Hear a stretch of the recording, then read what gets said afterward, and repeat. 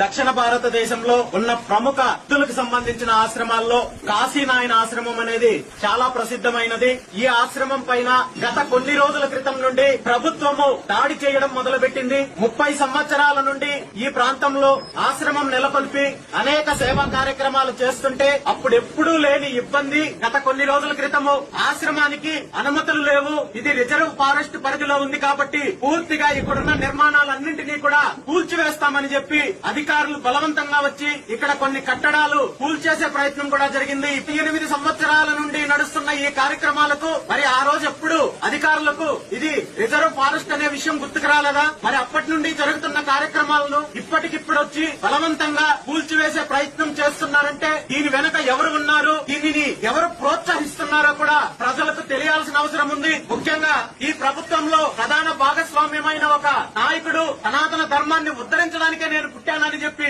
చెప్పుకునే నాయకుడు, పాపిష్టి స్వీకరించిన సనాతన ధర్మ పరిరక్షకుడు మరి రాష్ట్రంలో ఈ రోజు ఇన్ని ఘోరాలు జరుగుతుంటే ఈ రోజు ఆశ్రమాలు కూల్చేస్తున్నారు, అన్నదాన సత్రాలు కూల్చేస్తున్నారు, గోశాలలు కూల్చేస్తున్నారు. అదేవిధంగా రాష్ట్రంలో హిందూ ధర్మానికి సంబంధించి హిందువులు చేసుకునే పండుగలు ఊరేగింపుల్లో అనేక రకాలుగా ఇబ్బందులు కలగజేస్తుంటే మరి ఈ సనాతన ధర్మ పరిరక్షకులు ఎక్కడికెళ్లారని చెప్పి నేను ఈ సందర్భంగా ప్రశ్నిస్తున్నాను. ఈ రాష్ట్ర ఉప ముఖ్యమంత్రి తను సినిమాల్లో బాగా నటిస్తాడు, రాజకీయ